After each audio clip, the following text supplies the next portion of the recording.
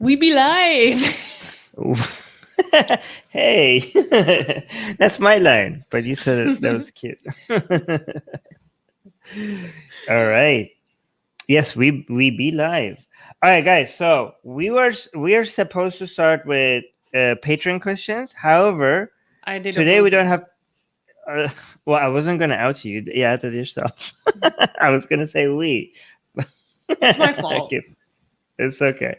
But don't worry, we will have an extra Q&A next week to make up for this. Usually what we do is that we go to the Patreon questions, then we go to the live chat questions. However, we didn't post this on Patreon, so we don't have the Patreon questions ahead of time. So we're going to make it up to our patrons by doing an extra Q&A next week so that the patrons do get to post their questions on Patreon and we answer them ahead of time. Okay? So if you're a patron, on Patreon, don't worry. Sorry, we don't have a Patreon questions this week. We will do that next week. Extra Q&A. However, I'm sorry. It's okay. I'm hearing some echo. I think that's just me. I don't know. Let me know in the live chat if you're hearing some little bit of echo. However, Music Guy came to the rescue. Music Guy. But yeah, also, by the way, this is not Susie's fault. Susie is overworked, so she's allowed to. Yeah, she's like very much overworked, so that's why she might like forget few things. Like she has done so much last week, so I'm not gonna. We're not gonna hold her responsible for this. Yeah, like Music Guy saying, as the CEO, you can forget to do whatever you want. I wish. Music Guy. But here's the thing: Music Guy came to the rescue with some Patreon questions in the live chat. He's like, and he's marking it as a Patreon. This is very guy. That's great. He's like, no, it is so great. I'm just like, oh no. No, Music Guy is like, why haven't like there's a Q&A and I don't where do I put my Patreon questions? So he's like, I'm deciding to mark my questions as Patreon questions, so they get That's awesome. He's getting so he gets the priority status no matter what. Good, yeah, that's great. That's a great way. Thank you, Music Guy. However, like we don't know if I don't know if we can do that with everyone because we just happen to know that Music Guy is a Patreon. Okay, I wish we could like connect StreamYards with Patreon so that it will show who in the live chat is a Patreon. By the way, guys, if you're not a Patreon, link in the description. Become a Patreon, and you get like even if you're not live, you get to send us your questions ahead of time, right? Well, not this week, but every other week.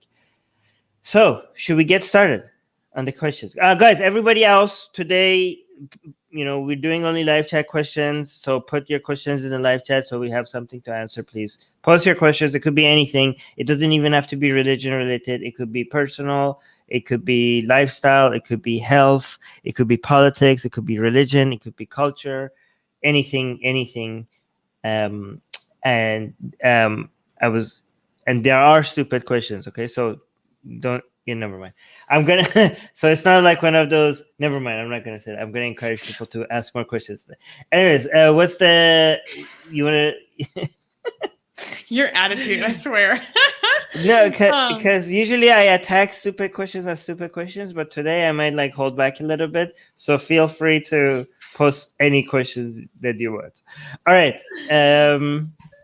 Let's answer the first question. Okay, first question from Music Guy. Why is Iran condemning the Taliban's attack on resistance fighters in Panjshir?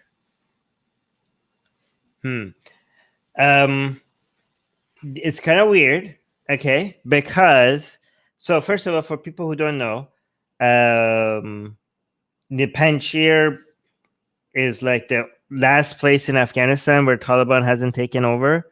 And right now, well, I mean, we keep getting conflicting news every single day about whether or not Taliban has managed to take it over completely or not.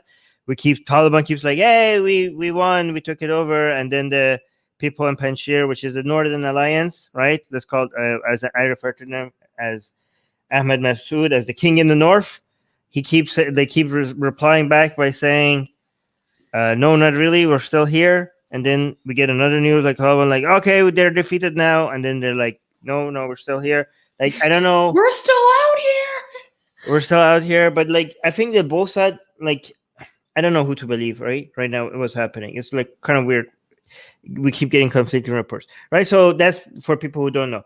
But the attack that was supposed to be the final, the one that Taliban claimed victory, and they claimed that they took over the Panjshir, was done with apparently again I can't every single news that is coming out of that area seems to be changing on a daily basis, so I don't know if this is going to change, but apparently as of right now with the help of Pakistan, right? Apparently Pakistan had done some help the Taliban. The ISI in Pakistan had helped the Taliban with striking some, making some strikes in that area, right? Which has led to a lot of reaction. As far as I've seen, within Afghanistan, people are coming out in the streets and saying, I'm not going to say the words because YouTube is dumb and it's going to think like I'm saying I'm like that. I'm not. But people in the street are protesting DEA. Okay, I'm not even going to spell it. Okay. End of life. Can I say it? I don't know. I'm not going to say it. Something bad about Pakistan. Anti-Pakistan chants that are yes. So yeah, I'm not even going to say it because if I say the words, then YouTube might think that I am saying something about all of the people of Pakistan. But this is literally the chant that people are making in the streets in both Afghanistan and in Iran. In Iran, okay, against the Taliban. Okay, and this is the key part to answer Music Guy's question, because it seems like a major contradiction, right? So Pakistan helped Taliban against the Panjshir, right? And this is the foreign minister of Iran had came out and said that the Taliban shouldn't have been doing that, right? And this is like surprising to a lot of people because a lot of people seem to be everything seemed to have been suggesting that the Iran's government was collaborating somewhat, not collaborating, being supportive of Taliban, right? Celebrating the fact that United States is now out of that region, doing some talking to the Taliban, being friendly with them. In Iranians' media, the government that controlled media in Iran seem to be whitewashing the Taliban, saying that they have modernized, they have changed. Because for people who don't know, historically, when Taliban was in power 20 years ago, Iran's government and Taliban didn't get along at all. Taliban was extremely anti-Shia, and the Taliban had killed a few Iranian diplomats and journalists, and they always went to war with each other, right? However, now Iran's policy is like anything that is anti-US is good, right? So that's the current understanding of Iran's government. Like, if you're anti-US, we're allies. Okay, that's why Iran is allies with China. Iran's government is allied with Russia, and now they seem to be allies with the Taliban. So it was surprising for a lot of people to be like, why is Iran's government condemning Taliban's attack on the Northern Alliance in Panjshir? Like, wouldn't it be like, yay, finally? Especially a lot of people's theory is that one reason why Iran's government wants the Taliban to have full control of Afghanistan is the fact that they want security, they want border security, they want the Taliban to be able to maintain its borders and control its borders so that the refugee stuff doesn't stop coming into Iran. And also because of the drug, with less control over Afghanistan, there's going to be a lot of opium. Can I say that on YouTube? I don't know. Yeah. Can flow into Iran, and they are very worried about that, right? So they want Taliban to be able to maintain its control, because Iran government will have to do the heavy lifting at the border if Taliban isn't able to do that, right? So I think the foreign ministry of Iran came out and said that this attack on the Panjshir by Taliban was unacceptable, and they went as far as saying as this is like in violation of international law and violation of human rights, which people were like, you're talking about human rights? That's rich. Like for Iran's government, which now has a president that used to be on the Death Council, that committed one of the worst genocides Raisi of did modern handle that in history. the most Chad way possible, though. He came out and said, don't- "You're welcome." Yeah, but no, let's not say Chad when it comes to human rights violations. I'm being ironic. Yeah. I see. But yeah, I mean, that was pretty like, come at me, bro. Just the From gall, Raisi. the audacity. Yeah. But now they're saying like this is a violation of human rights, international law. I mean, that's like, people are like, what are you talking about? Did you forget that the Iranian government? Did you forget for a second that you are the Iranian government? So, but the motivations behind that is weird. However, I don't know why they are doing this. If I had to guess, and this could be completely wrong, is because, I mean, strategically, Iran's government is still prefers for Taliban to have like a complete takeover, and there's no conflict in Afghanistan to stop, right? Another thing is that in the statement that came out of Iran's government is that what they mentioned is that they are against foreign intervention in Afghanistan, right? Because they said that this was the Pakistan's involvement in Afghanistan, right? So they're like, just like we are against the United States meddling in Afghanistan, we're against like they didn't mention Pakistan by name, but they said like foreign intervention in Afghanistan is not good. That's why, and we're against this, right?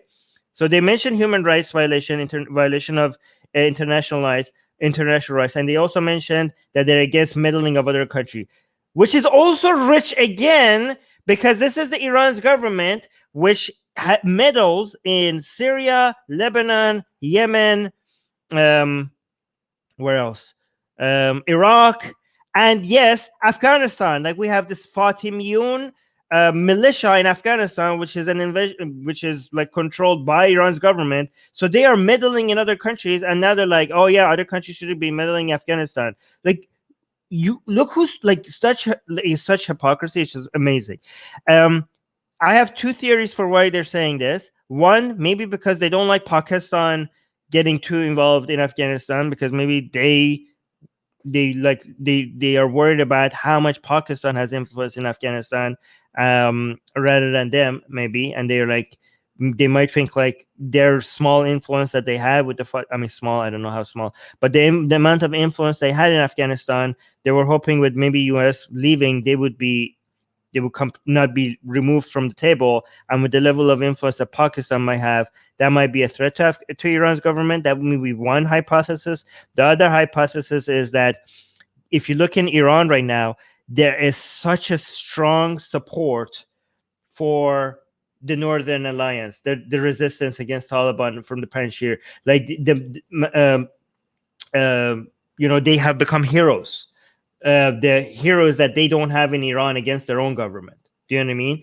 Like, this is like a wish we had these kind of heroes. Like, this is kind of like a, in Iran, like they see that Iranian people who are against the Islamic Republic of Iran, the government, they see that what's happening in Afghanistan as a mirror image of what happened in Iran in 1979, right? They think like, just like their country was taken over by Islamism, now Afghanistan is being taken over by Islamism, and they're wishing that the Afghan people would resist it, like the way that they didn't, right? So Ahmad Massoud is now being seen by many people in Iran as this hero. They're looking at the Panjshir province as like these heroes that are fighting against the Taliban. There's so many myths and legends being built around this whole, people are looking at him like a celebrity, right? And people are coming in the streets in Iran saying D to Pakistan. Again, I'm not gonna, I don't know even if that could get me in trouble by saying that. YouTube is so sensitive these days, right? so maybe that's the foreign ministry, like maybe they're coming out and saying like this as a way to appease the population. Maybe that's for internal consumption rather than external consumption. Anyways, I know that went for long, but I really needed to summarize that, talk about all of that a little bit. Very But interesting. music guy, does that make these are my guesses? I don't know if these answers are just my theories or for why they did that. They could be completely wrong. Let me know if you guys think I'm correct or if I'm wrong or if you have your own theories. Anyways. Cool. Music Guy is also asking, do you think humanity will ever have the ability to see, not visit, so you mean see metaphorically, see the past and find truth about religion and other important issues? This is extremely broad. If by see you mean like realize that religions are just stories we tell ourselves to help us get through a lifetime, maybe we can reach like a majority tipping point. I honestly don't think it's possible for all of us to leave it behind. Maybe eventually. I don't think that's what he means. I think I know what he means. Music guy, correct me if I'm wrong. I think I have thought about this for so long, and it has been messing with my mind. Okay, let me tell you. What?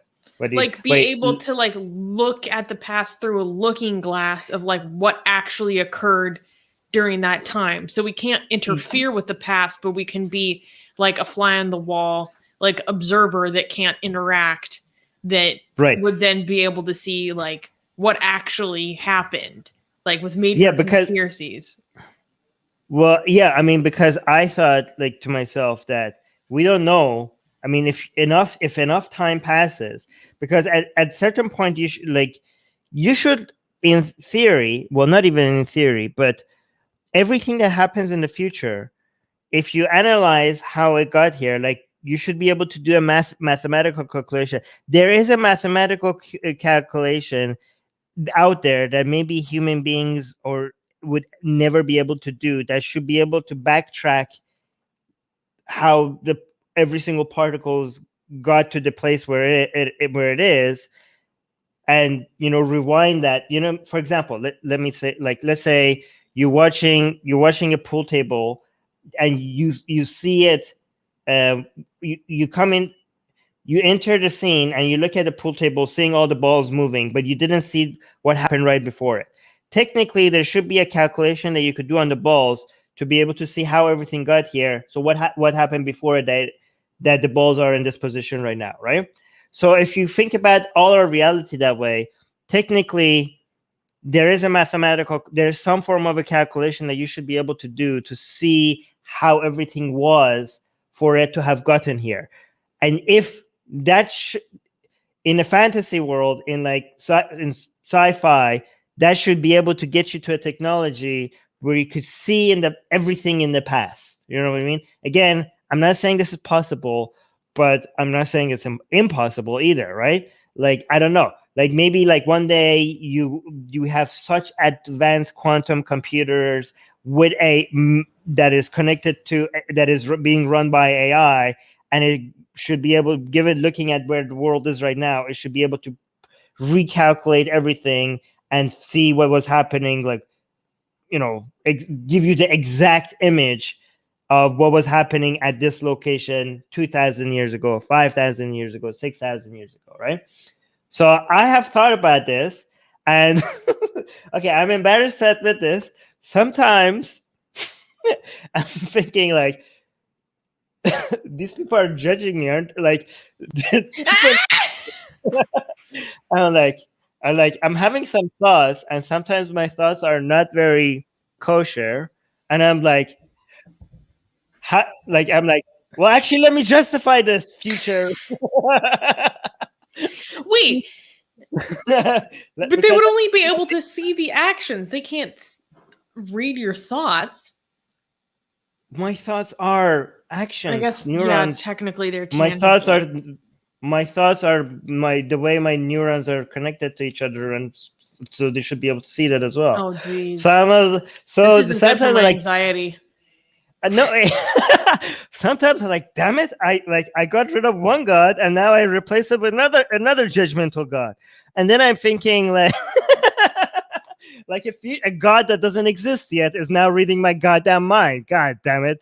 But then I'm like thinking, wait, if this happens in the future, they can't be that judgmental, because any future, I don't know, like, if we ever have a technology like that, we're probably not human anymore. Like, we're probably some, like, one software somewhere up in the cloud somewhere. And I'm like, these, whatever that entity is not probably judging, right? And if it, like, they would be as judgmental as we would be for cavemen. You know what I mean? Like, we don't look at cavemen and be like, oh my god, why weren't they not vegan or something like that? Right? I think, like, there probably are people who think that way, like, straight up. All right, but okay, so it's possible that it is possible how that this is going to happen. I know some people say it's impossible, but we really don't know. So, but if it is, it's going to be at a point where humanity is not even human anymore. You know what I mean? Like, the way we interpret the information that we're getting is going to be completely different, right? So, not in our lifetime for sure. Yeah. Anyways. Cool. Nivaga is asking a question on Patreon and messaged a collection of arguments for progressive Islam. No, I'm not a reformist. Do you think it would be an interesting thing to go over? And we were just reading your message now, and it says, since we both agree that Islam and religion as a whole should be replaced in the mythology sections of libraries instead of being believed by people. With that being said, I have gathered a bunch of arguments with regards to progressive interpretations of Islam for you to go over if you would be interested. And he included 8 studies as well as like a text file. But yeah, we'd be interested. Armin. Where was this? Where is this posted? In our Patreon inbox from Nivaga. Oh, inbox. It's in. Oh, you clicked on it. That's why I didn't see it as unread. Oh wow, thank you for. Okay. On Patreon, I message a collection of arguments for progressive Islam. I'm not from.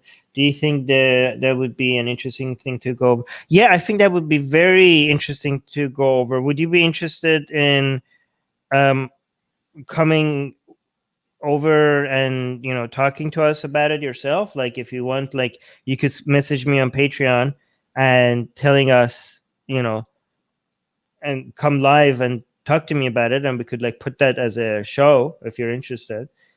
Let me know if you would be interested in that. I see you're a top tier patron as well, so that means that you get to do a one-on-one call with me, and we could do it both in private, or if you want to do it publicly, either way, because it would be your choice. So message me on Patreon. See, let me know if you just want me to make a video about it myself separately without you, or do you want to have a one-on-one call about it and we could discuss it, or you want to do, and if you want the one-on-one call to be private, we could do it privately, and if you want the one-on-one call to be public, we could do it that way as well. I will message you back on Patreon. Suze, remind me to message Nivaga back on Patreon. Oh, I had a thought about something. Remind me if we have time at the end. Something kind of controversial I had thought about. Like, I could talk. I want to mention at the end of the show if we have time. If we have time, and unless we haven't. Yeah. Okay. Zakuro is asking, do you plan to start Atheist Republic in Turkish? Curious to know. Well, we have no one that's come forward who's a fluent Turkish speaker who's expressed any desire to start their own channel. So yeah, thus far, we need help. No. Would you? Yeah, if somebody wants to help us, they need to show that they have, some level of experience, or at least send us some sample videos to show that they are, somewhat good at it, and we would be helping them as well as set up like values that we support. Yes. Like, we don't want somebody to come in and like start a Turkish channel and all of a sudden say instead of saying things against Islam, some coming in and like making, general statements about the Muslims as a whole, Muslim population as a whole, or saying some other things, so we have to make sure that we are values align as well. But yeah, so that's why it's difficult to do something like that. Sometimes we bring somebody, for example, with our Arabic Facebook page, right? Like we give it to somebody before, and it seemed like our values aligned, everything was good, and then we see them posting stuff that is like really entire groups of people, like even though after the conversation, and then what the hell is this? And then they come and we go into arguments, or like they keep trying to justify it, and like, no, what the hell are you talking about? There's no justification for this, right? So that's why it's very difficult. But if we find somebody that is interested, and again, our values are not very strict. We don't. People are like, oh my god, you got to be micromanaging it. No, actually, we would like to let the people who are doing our Turkish channel, let them do whatever they want with it. Our values, our red lines is no racism, no bigotry, and no homophobia, no transphobia, and no scams, right? Like, honestly, other than that, I think that's a pretty no conspiracies. Easy. No conspiracies. Yes. Yep. All right. Well, no conspiracy theories, right? Yeah, but because some conspiracies are actually real, right? Like promotion of unfounded conspiracy. How about that? Yes. For example, 9/11 was conspired by again, I'm not going to bring by a few people in Afghanistan. Well, the classic example is MK Ultra, which it was, kind of an unfounded, well, it wasn't unfounded. It was conspiratorial that this was a thing the government did. And then it's like, oh, that's 100% true. If you want to learn some crazy shit, go look up MK Ultra. It's horrible. Or the US government conspired to do a coup in Iran, but to take down Mossad. A lot of places, really. Yeah, no. So we're not, some conspiracies are real. Anyways, let's go to the next question. Mustafa is asking, "Hey Armin, do you feel any Muslim guilt? I know that's a big thing for ex-Catholics." Mustafa, you can just call me by name. Mustafa didn't know Sus was an ex-Catholic. No, I think he was just being polite.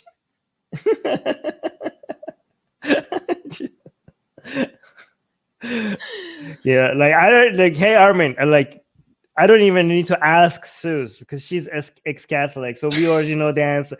We already know the answer to that, so that's why he's directing it at me. Well, I mean, to be fair, I have talked about it a lot, so yeah. Anyways, do you have any ex-Muslim guilt?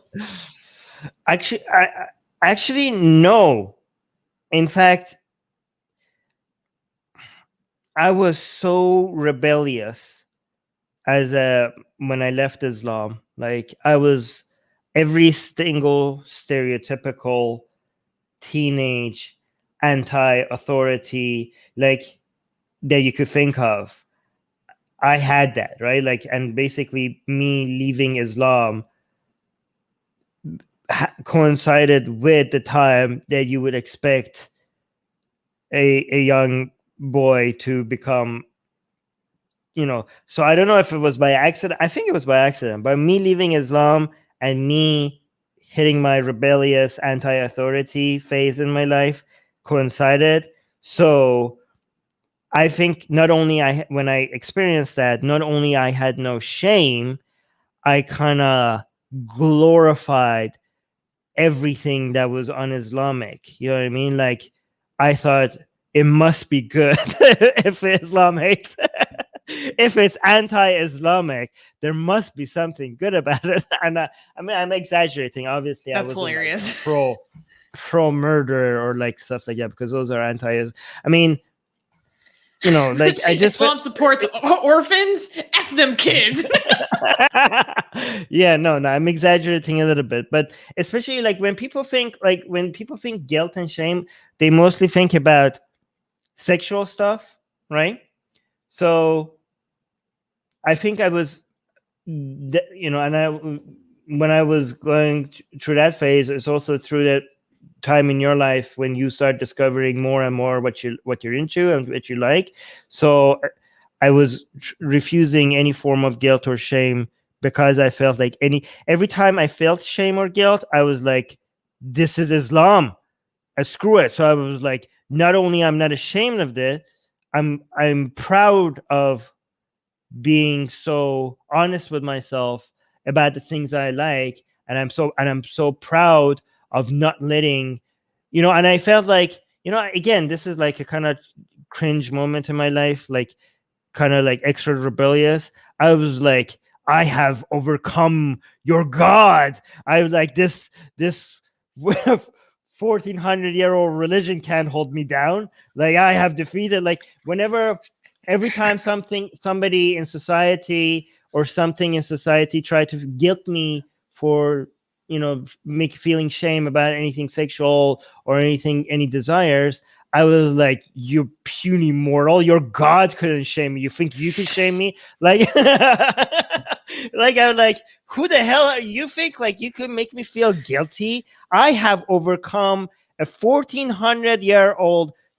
theology that was designed to hold people down and make them feel disgusted about it themselves. And I have defeated that, and I have came out victorious from the other side. And you like, how old are you? Like who are you? You think your recent, baby modern way of trying to shame people can hold a candle to this demon, this beast that is Islam? Like, if I could take that down and come out and feel pride, do you think you can make me feel guilty about anything? So that's what I was going through at that time. So the answer is no guilt. God damn. If I had a teaspoon of that attitude, my entire life would be different. No lie. Sakura was asking an interesting question.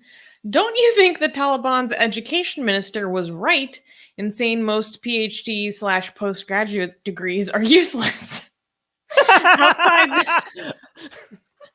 Outside STEM fields, I feel he said the right thing by accident. Wow. Okay.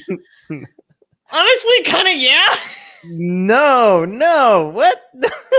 Wait, you studied psychology. Okay. That's the thing. I feel like I resent the fact that psychology is classified as liberal arts most of the time, because there is a lot of science that goes into it. Especially the way I learned it, it was very heavily reliant on our current understandings of neuroscience. Are very much informed by a scientific basis. It's not like we're actually learning like Freud or some stuff.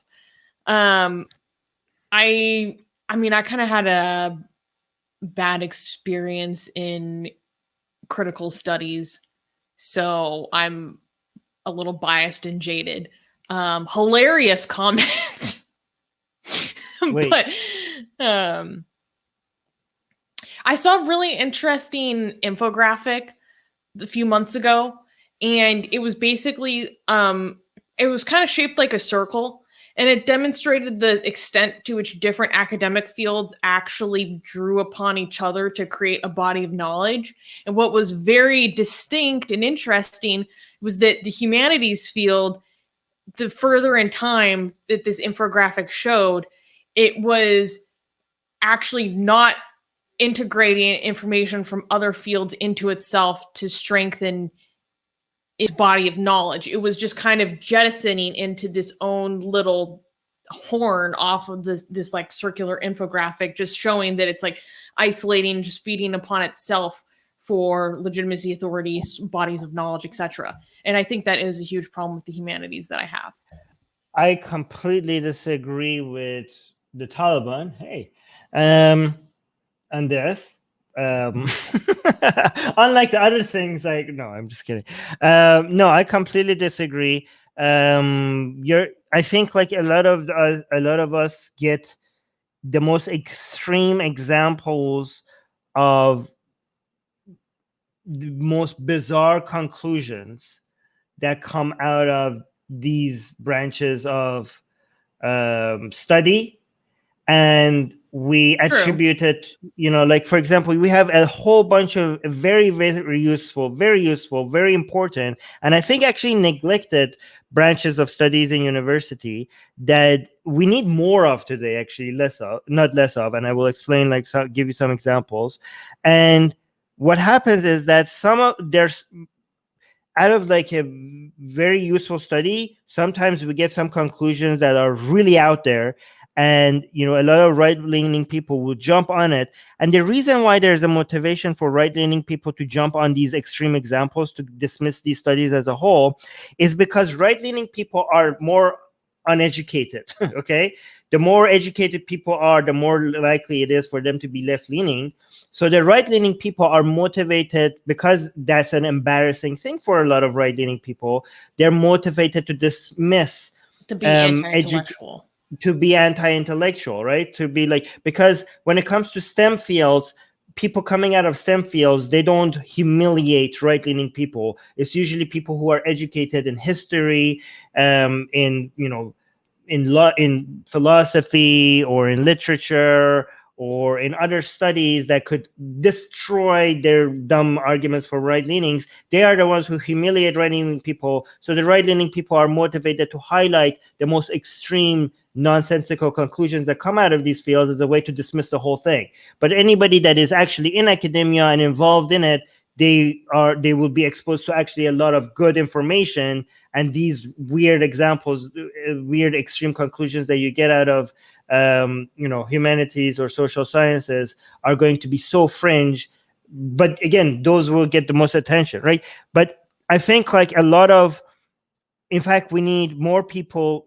For example, a studies of history and analyzing history is so much needed right now. Okay, a lot of people's conclusions on what is normal, what conclusions you can make based on what you're saying, a lot of conspiracy theories that people have, a lot of these would have been avoided if more people had more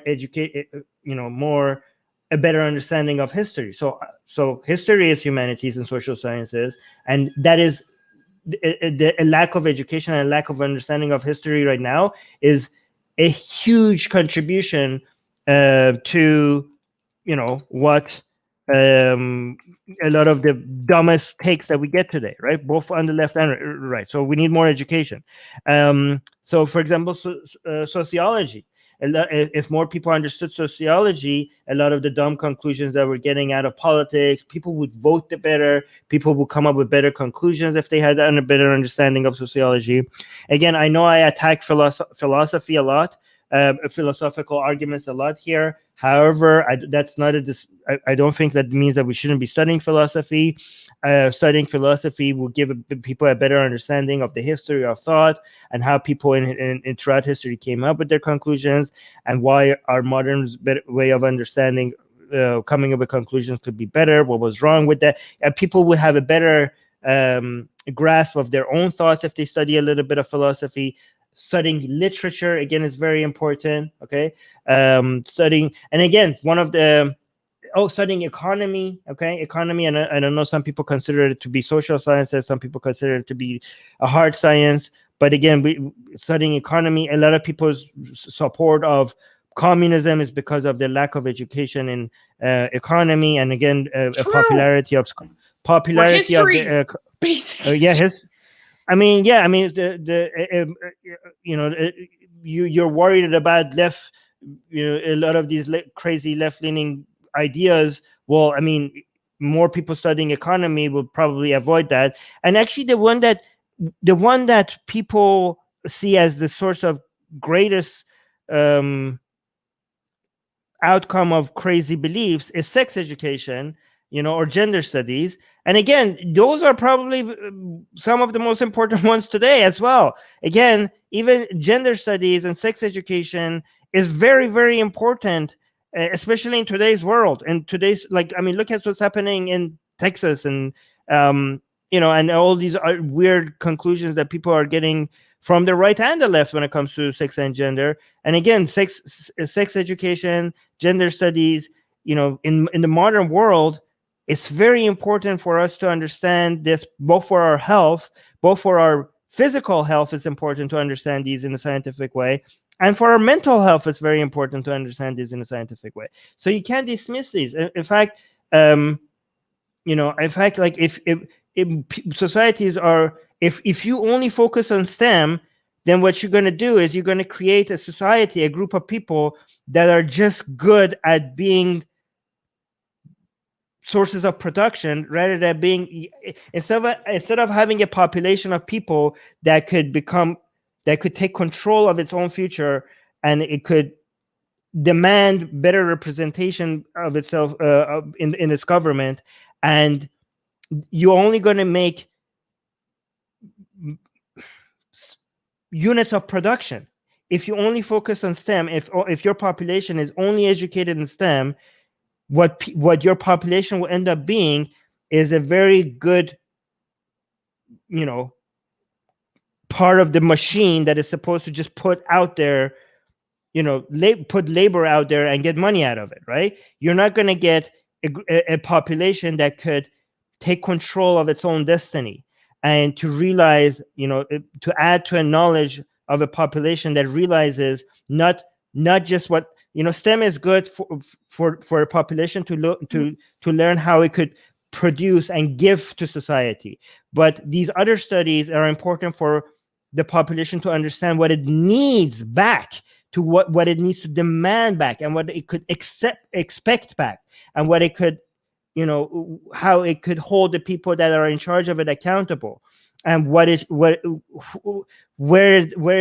fault is when something is not going well, right? So if you want a population that just gives without asking, only teach them STEM. But if you want a population that gives but also knows what to expect, then teach them STEM and also social sciences.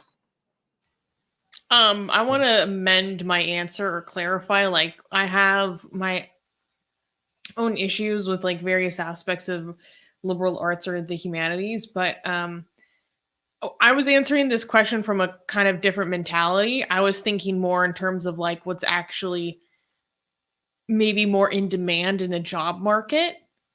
And just it's observation that my friends who were more in STEM related fields had a much easier time upon graduation than all my friends in liberal arts. So I was kind of thinking about it in that terms as well. There's a finite number of like history professors that are needed, right? Yeah. So, and I was joking for those who can't tell about my initial reaction. So there's a question by blank name that I think is good to answer. Oh wait, first part. Actually, can I say something? You have been growing around an environment. You have been exposed to an environment where you do get the nastiest, craziest conclusions from these studies. So I wouldn't blame you for having a reaction to all of it. It screwed my mind. I'm not even kidding. Yeah. So yeah, that's my initial reaction. I'm like, yeah, F this. Yeah, I know. I understand. I'm like, I was in top marks in my critical gender studies program. Okay. It screwed me. Yeah, I understand. Yeah.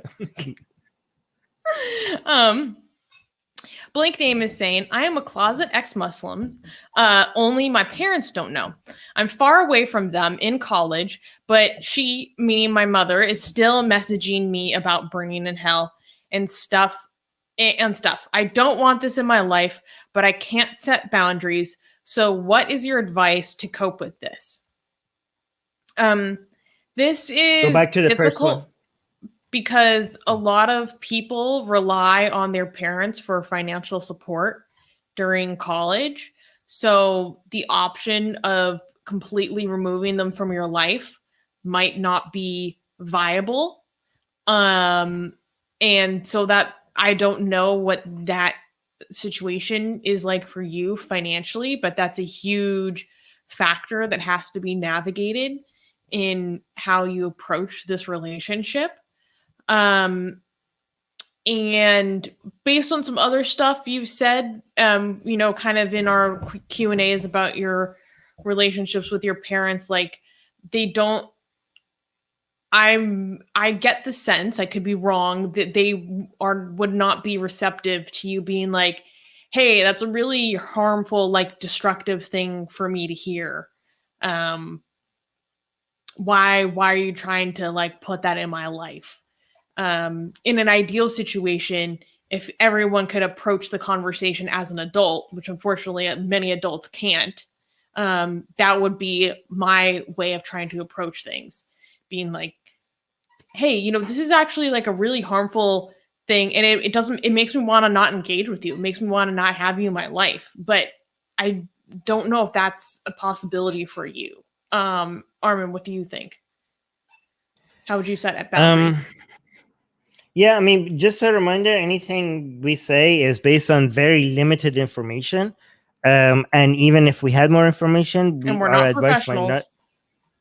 Yes. And even if we had more information, our advice might not be the best advice. And our advice might have changed if we get more details about the situation, right? So this is just please understand that this is not necessarily the best answer, and you have to assess the situation yourself. I wonder how much this might help, like, because my understanding of the question is that you just want to figure out a way to cope with it. Like, you are stuck in a situation where you can't change things externally. Like, you're just asking for advice of how to mentally cope with it rather than change anything externally. Like, you are stuck in a situation where nothing outside of your own mind is changeable about the situation that you're dealing with, right? If that's your question, and you want to just figure out how to mentally cope with it, one thing that blank name is saying yes. Okay, so I did have the right interpretation. So one thing that you might want to consider, and if that doesn't help, ask me again, because I might come up with other coping methods, is to look at your parents as just a product of their environment and just expect them to be like that. And think about understanding that me, you, Suze are very different animals. Wait, YouTube, I'm talking about myself, okay? You have to be very careful with our language, because YouTube is going to think we're dehumanizing somebody. Okay, I can't use that word anymore because YouTube's algorithm is very sensitive. Okay, we are social. Can I say creature? We are social entities that respond to the societies that we're building. We are in a very predictable way, and the ones of us who don't, the ones of us like blank name or Susanna or me, we are weird. We are the weird ones. We are different. We are kind of like rebellious, and we're not just following the norm. But given that the vast majority of the people in society respond to what is norm in a very predictable way, then what you're experiencing is something that is to be expected. All right. And you should think, like, I want you to feel good about, like, think like, every time you hear that, I want you to say in your head, maybe try this. I don't know if this is work for you, right? Just be don't tell it to your mom or dad, but maybe say in your head, I understand why you're like this, and it's okay, and I forgive you, and you're my mom and you're my dad. Even if you don't accept me in my life, I accept. Even if you don't accept me the way I am, I accept you the way you are. And maybe see if you could congratulate yourself for doing that. So that you have an excuse to feel something positive about this, to think like, look how mature I am being. Like, use this as I know this is a really sucky situation, but try to see if you could use this as a way to congratulate it. I know this comes off as very self-centered or very egoistic, but who cares if this is a sucky situation, whatever positive feeling you can, squeeze out of this, even if it's egoistic or self-congratulatory, do it, because you're trying to get any positive feeling you can from out of this, right? So just like come off as a better person in the situation.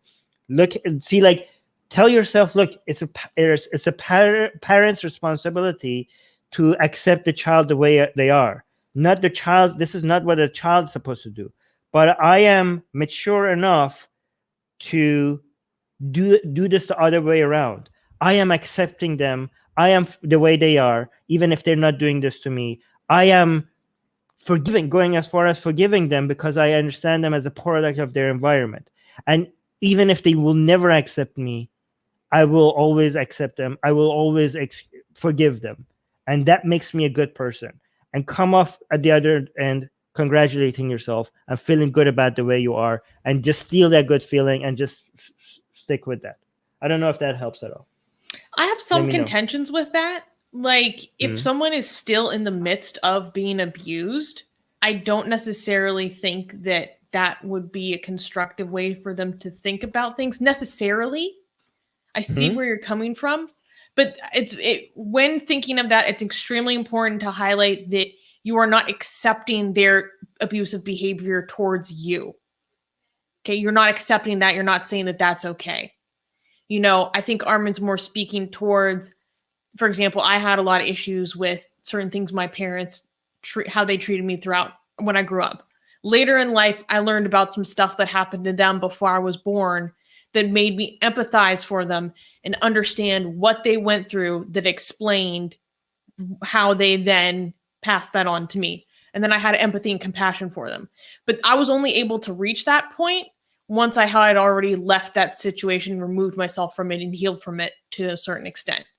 But I would like to make a really quick recommendation to you. A podcast that helped me a lot in my life is called The Mental Illness Happy Hour. And this podcast is this comedian who's a host, and he talks about his own history of abuse and stuff that happened in his family. And he interviews someone every week, either someone who struggled with it themselves or maybe professionals. And they have episodes categorized by issues, whether it be specific clinical diagnoses or issues of recovering from abusive parenting. And I've gained a lot of insight and tips, and also just not feeling so alone by listening to that podcast. So I definitely recommend the Mental Illness Happy Hour, specifically the ones on survivors of abuse. Right. So what you said kind of confirms what I said too, because you said that you managed to find empathy for them once you find out their backstory and how they got to where they are, right? And you managed to do that when you're distant, when you were a bit distant from them, right? So this might still be a possibility for Black Dan, because he is separate from them. He's in college and he's not with them. And but also that behavior is still being inflicted on him. Yes, but I say might. That's why I'm saying might.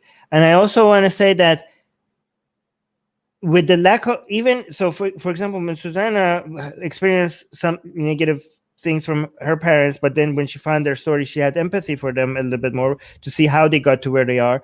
So I just want the people who don't know the stories for how their parents got there, where they are, to come up with the understanding that there might be a story like that they would discover. So that would make them feel empathetic towards their parents, even if you're not aware of the story. Maybe if you had a moment of your entire story of your mom's or dad's life, you would come out like, oh my God, my poor mom, I can see why you're like this. And you will feel like if you just went have the flashback of all their life, you would be, instead of being upset about them, you would empathize with them a lot. Like, so just think, even if I'm not aware of the story, that story might exist. Okay. However, what I was suggesting was not that this is a helpful thing to do. I said it might be a helpful thing to do. Try it, because it doesn't involve it's not destructive, because you're not doing anything. All you're doing is thinking about things differently. Like, it can't have that much of a destructive side effect if you're not putting out anything in the world that might have a negative effect All I'm saying is try thinking about it that way and see if you feel better about it. And if it doesn't make you feel better about it, then you could try something else, right? So I'm just saying this is something you might want to try to reframe how you look at things. Again, it might not be the right answer, but it's worth a shot. That's what I would say. Does that make sense? Yeah. And I would seek out maybe support groups online for children of abusive parents. I think that would be I think that was the best advice right there. Yeah. I think that was a great advice. Yeah. Because they would have the most experience and probably be able to relate to you and give you more specific advice that better fits your situation. Yeah. Puya has a question. I recently found out some Islamic scholars, both Shia and Sunni, claim that Queen Elizabeth is a descendant of Muhammad. Have you heard of this? Craziest thing I've heard in a while. Okay. Our Majesty the Queen is a Syed. Allegedly. She is. But for people who don't know, Sayyid, it means Sayyida, because she's female. Sayyida. So that means she's a descendant of Prophet Muhammad. This has been this is not a new claim, especially around Shia circles. However, recently it has gotten a lot more attention. But go on, tell me what you. Is this the British Shiism? Yes. Oh my God, we're gonna get into some we watched some theory. channels that are like Sunnis trying to expose the actually no, it's no, like this is regime supporting Shias trying to take down Shirazi Shias, and they say that it's British Shiism and it's deviant. Anyways, no, this is also anti-Shia people in Iran. There's a major conspiracy in Iran. Okay, so we have two branches of Shia imams that are against each other. Well, I mean, there's more than this, but some of them, what we call are Shirazi imams and then Velayat Faqih imams. And the understanding is that some of them are pro the British monarchy and some of them are against the British monarchy, right? So the Shirazi imams, which actually, you guys should know one of them, the Imam of Peace, Imam Tawhidi. This is why he goes around and he says that we love the Queen. Like, why are all these Shia imams who are against the Iranian government going around and telling everybody that they love the Queen? Some of them going as far as saying that they don't accept anybody criticizing the Queen, right? What is up with all this, right? And why are they all in England? And why are they all have like shows in England? They seem to be like, there seems to be a tendency for Shia imams to be loyal to a form of monarchy, okay? And ever since Iran got rid of its monarchy, there were these like rogue imams in the ether just going around and like, give us a monarch. We need a monarch. I was literally imagining these little imams like on a cloud, like we need a monarch. And does your king need an imam? Your queen, like anybody, like is your like, and the queen or king needs to be somehow Islamic in some way, right? So a lot of these imams are like, oh my God, the queen is a descendant. The Queen of England is a descendant of Muhammad. Yes, queen. It's literally yes, queen. We are like, we're loyal. So wait, actually, so they found a monarch to just latch onto as the queen that they're loyal to, because by the way, this is why in the Islamic Republic of Iran, when with the mullahs before the revolution of 1979, if you look at the Shia imams during the monarchy, they were extremely loyal to the monarchy. The Shia imams before the revolution were extremely loyal. It was Khomeini was the weird one out. Khomeini was the one that was anti-monarch, and even Khomeini, most of its history was like, yo, we need a monarch, and then he changed his tune, right? So this is kind of like the last 40 years in Iran has been a bizarre situation for the history of Shia Islam because it was always loyal to the monarchy. So I don't like. Actually, let me show you guys the charts that people are coming up with to show all of this. Hold on. And Oh my I gosh, think I will we know. have graphics for this? Oh yeah. No. Okay. Let me find Hell you. yeah.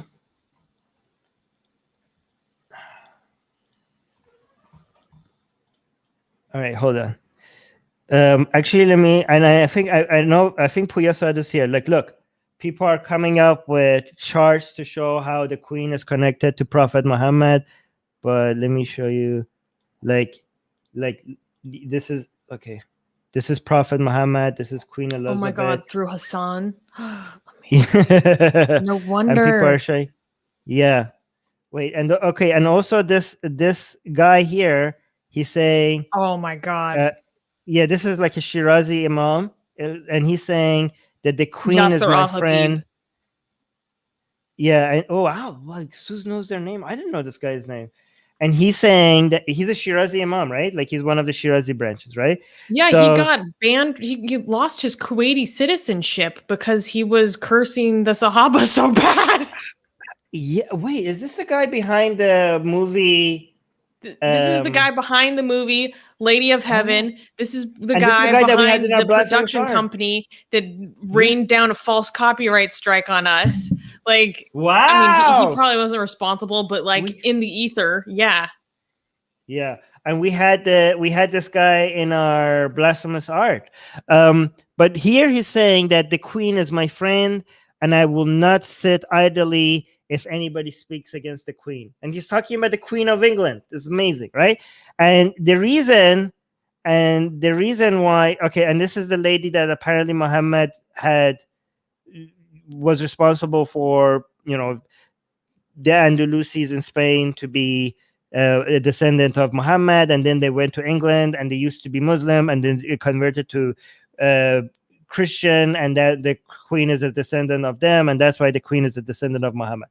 But the reason why Puya has just recently heard of this, oh look, this is how it ends, and eventually into Queen Elizabeth, right? Mm-hmm. But the reason why Puya just recently heard of this, I think the reason why Puya has heard of this is because of this. Okay, so this guy is a producer of one of the most watched TV series in Iran called Gandu. All right, and there's a lot of this TV series. It's the same TV series, Susanna, that we showed how when they captured Ruhul Azam, right? That's the same TV series. So that TV but series, it's a drama, right? It's a drama. It's a TV series about like, kind of like Iran's intelligence agency spy work against the United States, Israel, or the British intelligence agencies and stuff like that. And once in a while in the TV series, they kind of suggest a hidden message in there that gets controversial in the entire country, right? So this TV series in Iran it's just not for entertainment. It's for entertainment, but also a TV series that is very powerful in taking positions against and for certain political positions, right? This TV series was very much against Rouhani's regime. So it has political influence in the country. And in a recent TV series, they were suggesting that a lot of imams, Shia imams in Iran today, are loyal to the British monarchy, right? So a lot of anti-regime people think that the Islamic Republic of Iran, so this is where the conspiracy is now at, okay? A lot of anti-regime people in Iran think that the Islamic Republic of Iran is being controlled by the British, right? They think that Iran's government is a proxy, is a puppet of the British Empire, and the British Empire is still maintaining control. It's still the real controller around, maintain controls around the world. Still, it's like the empire ways is still there, but it's more like secret and with intelligence and with spies everywhere. And a lot of people think that the mullahs are loyal to the British Empire, and everything they're doing is for their favor and for their interests, right? So this is a very popular conspiracy in Iran right now, right? And even if they come out and say that they are against the British. They're actually, that's not true. They're actually very loyal to them. They're doing the British bidding, right? And this guy, what? Go ahead. This guy was suggesting a little bit of that in his TV series, and he was being criticized. But this guy is pro Khamenei and stuff. So what they suggest is kind of like a hybrid version of that conspiracy. Instead of saying there are all like that, they're saying some of them. Like this is a way to produce conflict within the regime, but some imams against some other imams. So accusing of some of the imams in the regime to be pro, some of the elements of the government to be pro the British Empire. And his proof is this picture, right? He's saying that, look, this ID card for this British... Is that the Queen? No. So this is a person that works in the British Embassy in Iran, and her title, the name of the British Embassy is the Embassy of the Queen Majesty of Britannia in Tehran. And they're like, this is shirk. Like they say, like Allah Hazrat is like Majesty. They're like, why are we speaking about the Queen like this? This is proof that we have that this card that has been issued. Yeah. It's not They're saying that this. Oh, this is probably the language they use in English, because in the British nations, like the ships are named for the they have those initials that are like Her Majesty's ship, blah blah blah. Like, so they probably just translated that into Farsi. It's going to be that. No, but they're saying like this is the fact that this card was officially, made in Iran. This is made in Iran, and this card says on it Her Queen Majesty. That means that some elements in Iranian government are recognizing the authority and the legitimacy of the Queen of England as like royalty, this is a very un-Islamic thing to say. It's basically very, goes against the official standing of the Islamic Republic of Iran and how they would look at the Queen. And this proves that there's some people but some other people are like, this is actually literal translation of the name of what the name is, but they're like, no, this is proof. They think that that's hilarious. So is this partially why a lot of anti-regime people think that the BBC Persian is actually the mouthpiece of the regime? Yes. This is why a lot of Iranians think that you shouldn't watch BBC Persian, because BBC Persian is British, and they keep trying to decode hidden messages in BBC Persian as a way to brainwash the Iranian people in favor of the Islamic Republic of Iran, because they think the British Empire interest is to maintain the Islamic Republic of Iran in power, because the Islamic Republic of Iran is a puppet of the British Empire. And it's interesting because they go and look in history a lot to show, they go back in history to show, actually, this part is correct. The British Empire funded certain mullahs in history, before, but that was like before. They show the fact that there's a lot of historical precedent for the British Empire, supporting certain Shia imams against other ones, and they're like, look, this is the history. The United States does that. Yeah, the United States, but they think like just because the British Empire was like that before, the current British government is just continuing what the British Empire did before. So that's what they're arguing. Damn. Yeah. Ayatollah BBC. That's what they call. No. This is what they refer to it as. This is what. So the people who are against BBC, instead of saying BBC, they always say Ayatollah BBC. And the people who are pro the government in Iran, and another competing media outlet that a lot of Iranians watch instead of BBC, the people who are against the Islamic Republic of Iran, instead of watching BBC Persian, they watch Iran International. And Iran International is allegedly funded by Saudi Arabia. So people who are against Iran International, instead of calling it Iran International, they call it Saudi International. They have good programming, though. They do. I like Iran International. Anyway. Oh, look at this.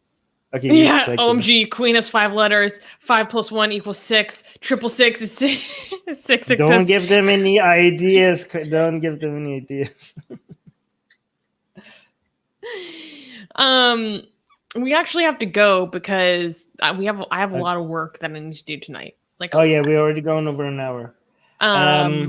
Sorry for messing up the Patreon, guys. That's my fault. But my cringe from this will help motivate me to not make that mistake again. Okay. Oh, wait. This is something I want to address. Mr. V is saying Indian ex-Muslim Abdul Haider Puthyan Gadi got 3 years imprisonment in the United Arab Emirates. Sorry, it's blasphemy. Okay, I saw this news, but only people posting about it on Facebook. If someone can give me a news article about the sentence he received, you can either send it to me on Instagram, which is in the description, or you can put it in the news suggestions channel of our Discord. Link is also in the description. I would really like to cover this. I just haven't seen it from a reliable news source yet. So that's the only thing that's preventing me from speaking about this on the channel, as I want more verification. But if you have any sort of news media reporting on this, please send it on Discord or my Instagram. Right. One thing else we forgot today. We need to start every show by telling people to like the video, because that's what YouTube. Guys, we suck at this. Okay, guys, if we forget to tell people to like the video at the beginning of the stream, somebody in the live chat, please remind us that we need to tell everybody to like, and share. You know, guys, we suck at this. God damn it. This is why we don't grow. Trash us too hard. Damn. Guys, really please like these videos. It helps a lot. Make sure you do it now. It doesn't cost you anything, and it really, really helps us grow. Please, please, please. Look at this. Already just like. Oh, thank you guys. Thank you. All right, guys. Anyways, also another thing, I feel guilty about this every time. Every time we hit ends, this is me just being this is dumb, okay? But I have to share this with you. Every time we hit end broadcast, there's a delay, and some of your comments show up after we end, and some of them are so sweet, and I haven't seen them, and I feel bad for not addressing them, okay? So just remember that there's a delay. Cool Cat is saying always like, everyone like. Yes, thank you. Cool, Pyro. thank you. Thank you. All right, guys. Thank you so much. Bye. Bye.